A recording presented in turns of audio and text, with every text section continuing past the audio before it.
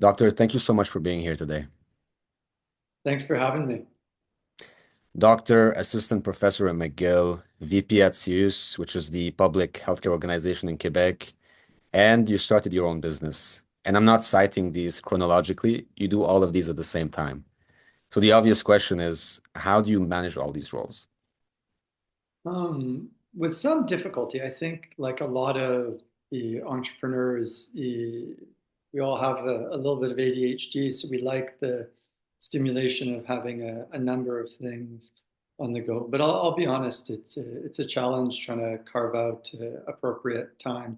I think what's a bit distinct about my situation is I'm still practicing medicine. So a lot of the entrepreneurs that I've seen on your podcast and others are all in, whereas I have to balance the amount of energy I give Cognify with my existing practice.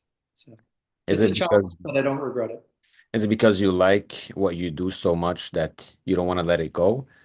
Yeah, I think in general, I identify first as a doctor, like as a father and a doctor. That's where my skill set is. Um, my sort of background hobby has been linguistics, and that kind of actually overlaps a bit more with computers than what people might initially think, especially now with the rise of natural language programming. Um, so this was sort of a way of expanding on a hobby, and we'll get into it a bit later, I'm sure. I was just very lucky to meet the right co-founder. I think things would have been very, very different. I think a lot of our trajectories are actually more affected by luck. We make some of our own luck, but part of it is just sometimes you meet the right person. And I want to also ask you about your students at McGill. How do you feel like their perception of medicine has changed over time, over the last 2 decades? Do you feel like they're more ambitious, more excited? Their perception of the industry has changed. How do you feel about that? Um, there's definitely a shift. It's neither good nor bad. It's just different. For when I was a resident, we often didn't use computers. We would just have a chart that was sometimes delivered to us, sometimes not delivered to us. Um, and that was in some ways problematic, but in other ways it was quite liberating. And so we were talking about how things have changed with residents over the years. And when I started, you'd have to read books and master that material. And a lot of the ways that you were evaluated was based on your understanding and ability to manage problems in real time. Whereas now with the internet and ChatGPT and all this information at one's fingertips, I think it changes the dynamic and the expectation. In addition, just having the computer in the office with the patient and having the doctor type, this can have a big effect. Although there's a really rapid shift happening as a lot of doctors, primarily in family medicine, emergency medicine, psychiatry, are shifting over to scribes.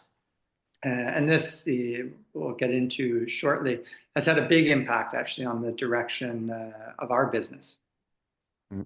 I mean, that's interesting. I want to ask you about this. So, when you are practicing, did your interaction with the client change a lot with these new tools? And I mean, obviously, ChatGPT, these LLMs are used for personal reasons, but I'm sure you have your own tools that are integrated now. Do you feel like it really changed how you operate?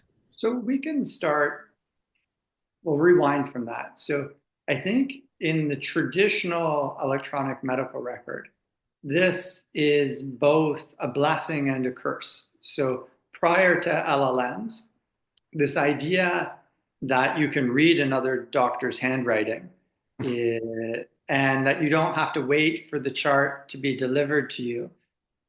These are fundamentally important. It's interesting in Quebec, still a lot of people send me consults that are written by hand and I'm readable, even in modern day. But that was the huge advantage. The massive disadvantage is it creates a lot of focus on the screen. Humans are drawn to colorful screens, and it's really hard for the patient to actually compete with the screen. In fact, people often think what happens in terms of written documentation is the real world. So if you look at residents as they deal with patients, they'll often spend a lot of their time trying to create this perfect world on the computer. Um, and I think that detracts from taking in all the information in the moment, right? Like, imagine if you were trying to write down a soccer game as it happens. You kind of probably should be watching the soccer game rather than writing it down. And there's some important technical shifts that are happening, and that's where I wouldn't say we're pivoting, but we're expanding to get into. But that wasn't really our sort of, at least my natural trajectory. My background has always been that about 50% of the time I train residents. So 50% of the time I'm with my own patients, but the other 50% of the time I'm working training residents. And one of the areas that I've been interested in historically has been the assessment of residents and also the teaching of clinical reasoning, or how you think through a problem. And so I've looked at different frameworks for both evaluating and teaching clinical reasoning. And so what happened was I had this sort of interest in clinical reasoning that merged with my interest in LLMs over the summer. So right when ChatGPT started, like ChatGPT 2.0, there was something called Codex where you could apply for natural language programming API. So I'd applied for that and wasn't really using it that much. And then ChatGPT continued to evolve, and they opened the GPT store where you could build your own GPTs. So I started building educational games to do with the residents. So there's a famous guy who left Quebec to go to the States, a neurologist named Georges Baldage.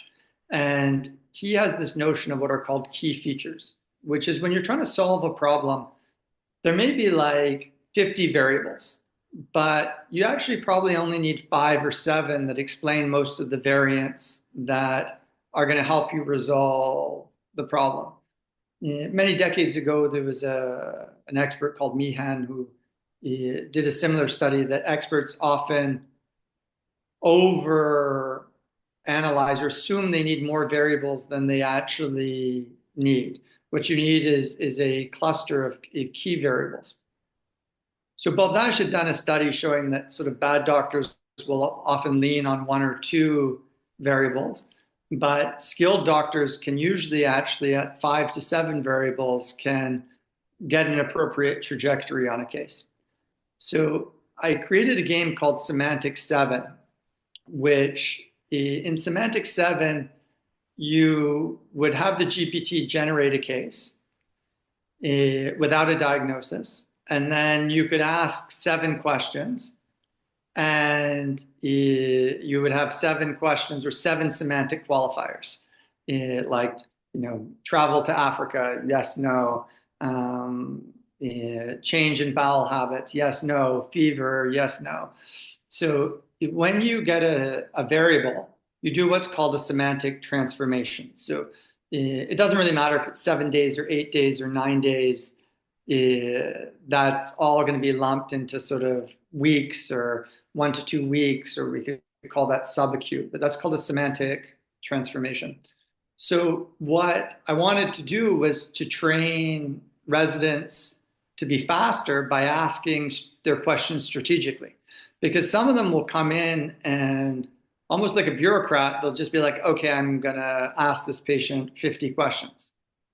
Whereas what they should probably be doing is asking two or three key questions and then another three or four following questions to test the hypothesis of those first three or four questions. That so it's not really about, I think one of the myths in medicine is that you need to be overly complete. And it's been shown that actually when doctors are very slow like that, they usually miss the diagnosis because they're in unfamiliar terrain. They don't know where they're navigating. So, just like you don't want to be doing sports from first principles, you want to be doing sports from well-honed instincts. You kind of want to do the same thing in medicine. So I built up this game, Semantic 7. It was pretty good, but nobody had a ChatGPT premium account, so they'd run out of tokens. So I could play with them, but I couldn't have them basically play without me. So I became interested, being like, okay, how could I take that off of the outside of the GPT store? Then I had this idea of at the CS, we'll often have delegated acts that we can have nurses do following protocols, and they're called an ordonnance collective. And that's basically French for in industry what they call like a standard operating protocol.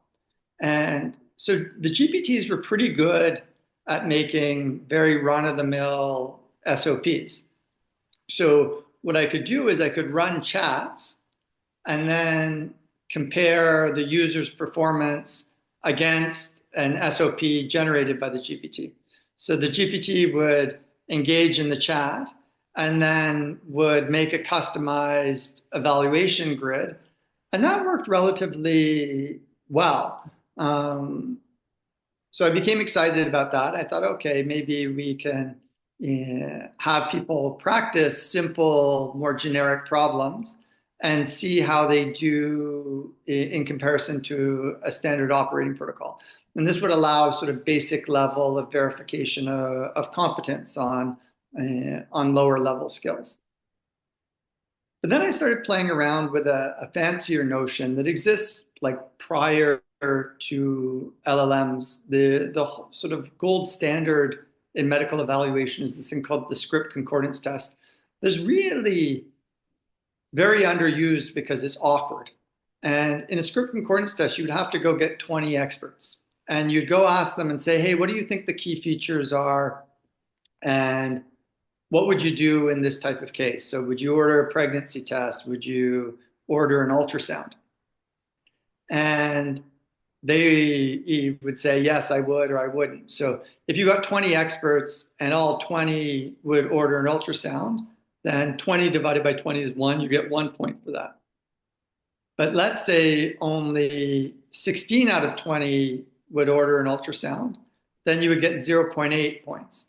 And what this recognizes is that there's not a unified way to solve a problem. There's just the way that most people are doing it, right? So it's really doing almost like a test of fit, or being like, how much is the way that you approach the problem similar to this panel of 20 experts? But the time of 20 experts, it's hard to go get 20 experts, right? Like you see it when you try and get busy people to talk, they often have other engagements. And then on top of that, when someone writes a test, they take hours off to write an exam. You kind of want a long exam. And if there's so few key features for a problem, even if you have 10 problems and 3 questions per problem, it's going to be 30 questions, but it's still going to be a relatively short test. So the format of the test was kind of awkward, and the amount of resources in developing it were definitely a challenge. So I think this is why, although it's been around for probably more than 20 years, no one uses them. Like they're really one of these sort of ivory tower notions of, wouldn't it be cool? So I started playing around, and instead of using standard operating protocols, I actually started looking at performance of a user compared to a script concordance test. And The LLMs are pretty good at doing what I call like a synthetic script concordance test. Like you don't know actually what is going on inside the LLM, but it's really able to get at this notion of how normative is this compared to a standard group. And the training data set, there's already a lot of medical textbooks online. So on the sort of general scrape of the English language internet, it's relatively easy to identify the stuff that looks like medical textbooks. Like even if you sort of put the LLM in the direction of the USMLE or some of these licensing exams, you can get something that definitely has a very accurate feel to it. And So are you worried that people are over reliant on a general language model?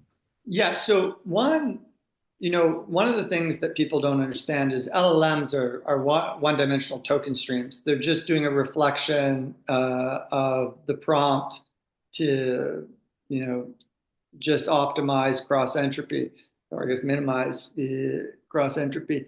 And so they have no contextual awareness. Some people say if you build them out large enough, that might become an emergent property. And I think the jury's still out on that. But that's not the way that I see myself using them.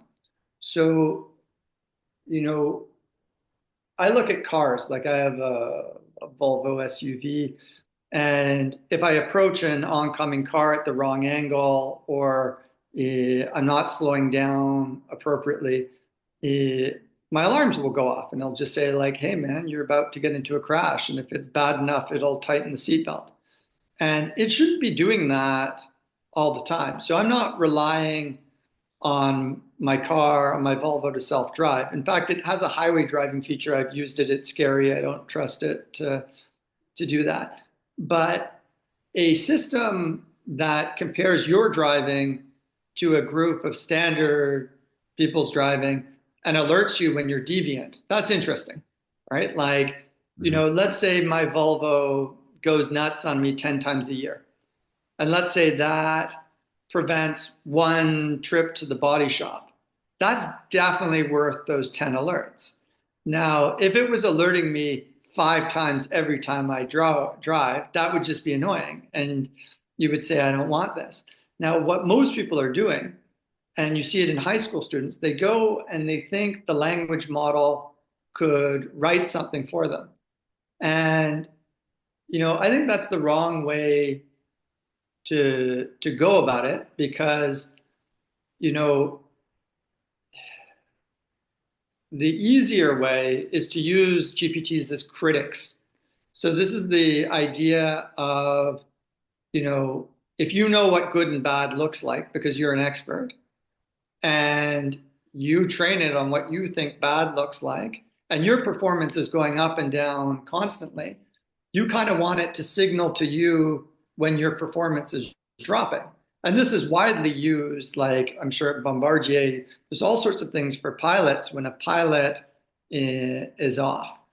And so that's kind of the way that I'm migrating now, but it's not where we started. So where we started was this idea of competency verification in training of learners. And, you know, giving people GPT cases, it's great because the GPT can do thousands of variants of the same problem until the person gets it. And this idea of training humans like LLMs, giving humans larger volume. And so they can refine themselves on larger volume.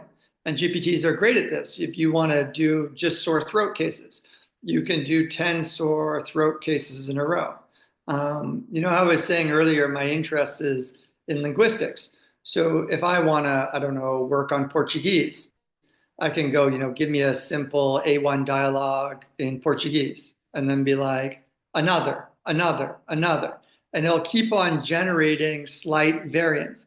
And this is what they do with like Suzuki method. Like if you're learning violin or piano, you'll learn to play Twinkle, Twinkle, Little Star 12 different times. So to me, there's a huge advantage in not having the LLM, at least at this stage, replace humans, but have the LLMs provide the necessary variance to humans so that the humans who are training have a better data set.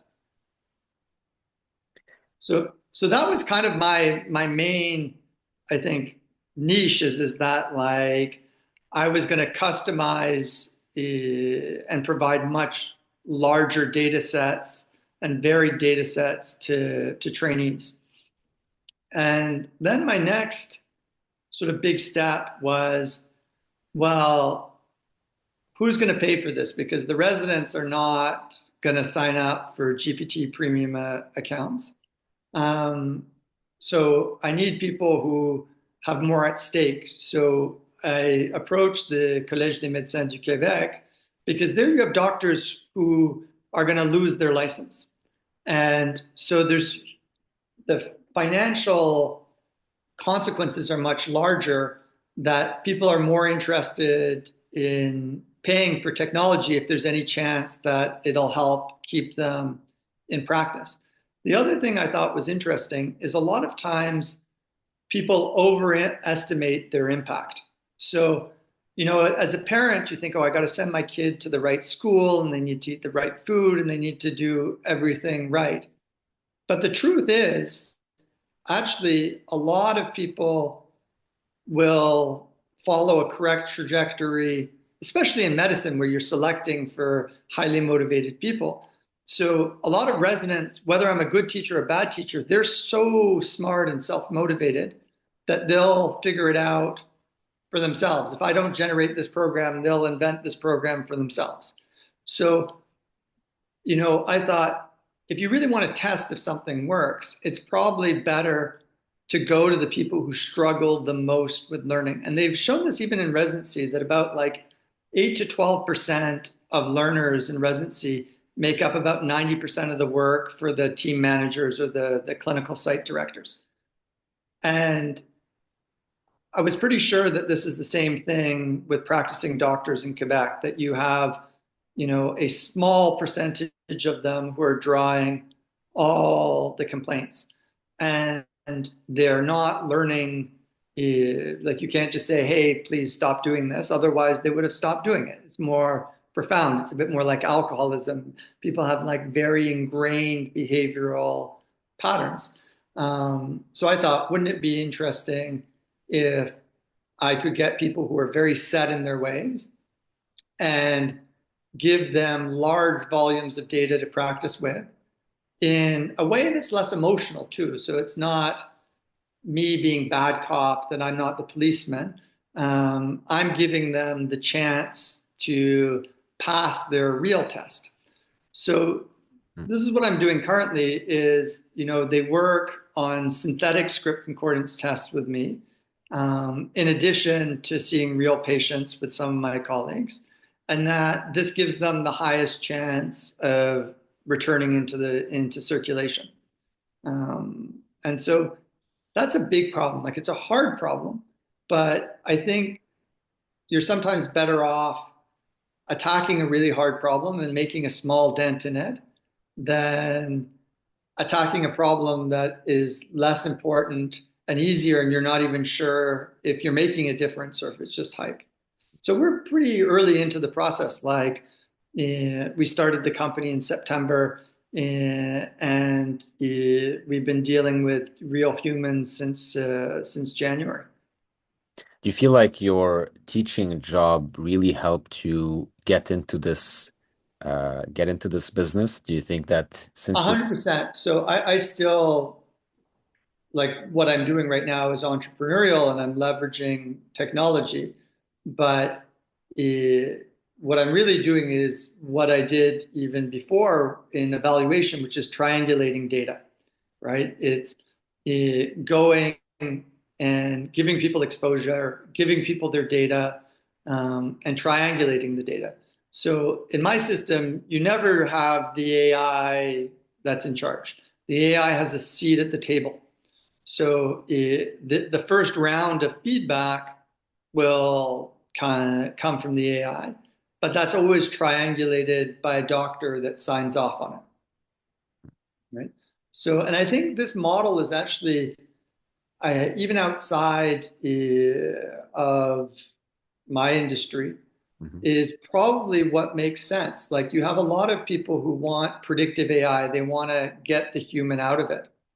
And, I think that's hard because as a society, we always want someone to blame. If a self-driving car runs over your kid, you don't want to, sue some giant corporation. You want to know who is responsible. Yeah. Um, and while we, you know, are still quite a ways away in a lot of areas that are high context from having these GPTs and LLMs replace humans, I think they can still serve an important safety sort of guardrail if they're appropriately calibrated. Like you don't want them calibrated so tightly that they just slow you down and annoy you. You want them calibrated so that when your behavior is really deviant. Um, and I think the programming with LLMs is a bit better for that.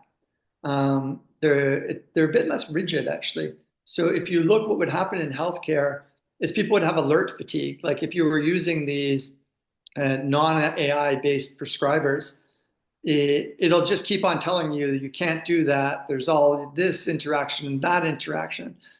But if every time you try and do something, you get 15 alerts, you just end up not paying attention to the alerts.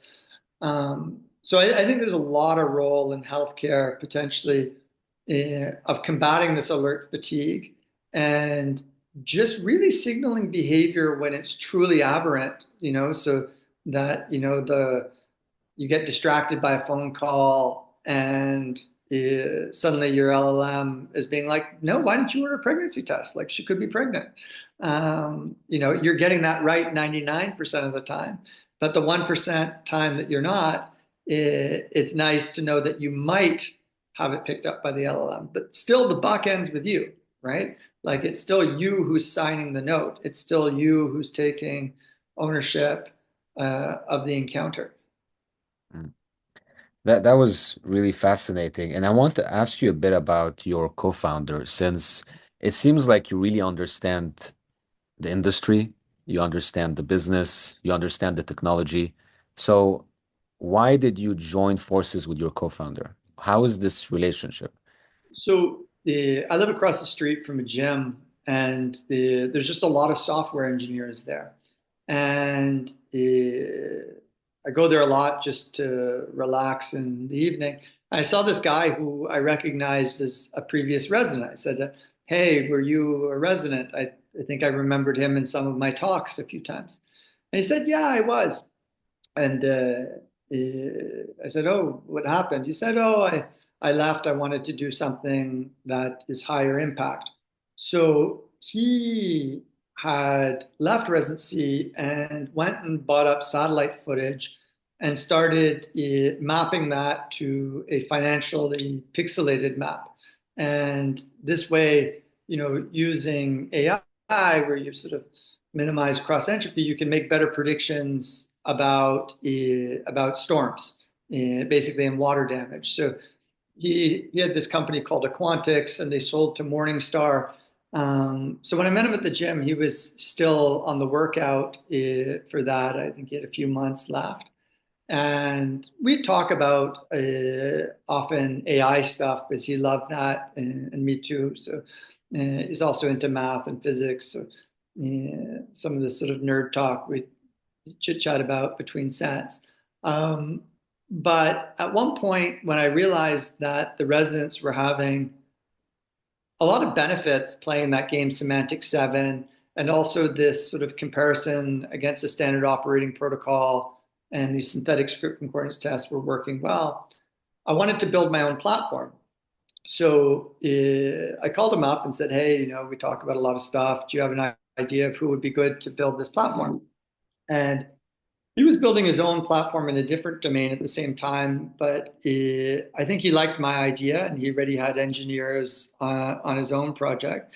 And he said, no, I'd be interested in that, So I sent him a two-way non-disclosure. Um, and he really liked it, and the rest is history. But he's a serial entrepreneur. So um, he brings a lot to me, on a number of levels. Like one, he has launched a business and sold it. So this idea of having made those mistakes, um, he really brings that. He's also way more technical than me. Like I programmed in old languages like Turbo, Pascal, and Basic and stuff that doesn't even exist. Like most kids haven't even heard of it. Um, so he has a lot of coding experience, like self-taught, non-academic coder, but strong coder. Um, so he can do all the back end stuff, and I have more the industry contacts and the experience within medicine and medical education. Um, so if I, want to talk to a college of doctors or something, it's easy because I can say, look, I've been doing medical evaluation for 20 years.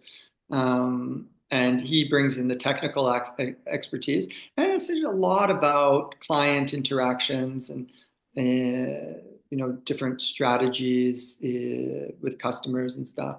That really it is, I couldn't have been luckier. Um, the other thing that's really actually very intriguing though, is because compared to most startups, I've been in practice for medicine for 20 years and financially independent. And he sold his business successfully. So we're in a strange situation where the technology is kind of advanced. You wouldn't really thought that you would have a company getting clients and building multiple platforms with just two people. Like right now, it's just the two of us. Yeah. And I think that's something that even 2 years ago, I don't think you would be able to do. Mm.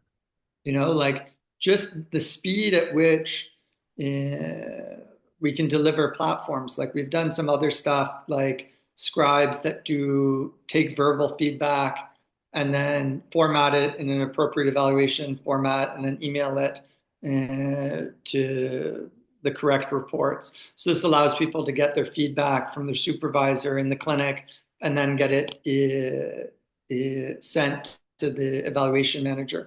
So stuff like that we can develop in 1 to 2 weeks. Whereas before these would be things that would take you 3 months to 6 months.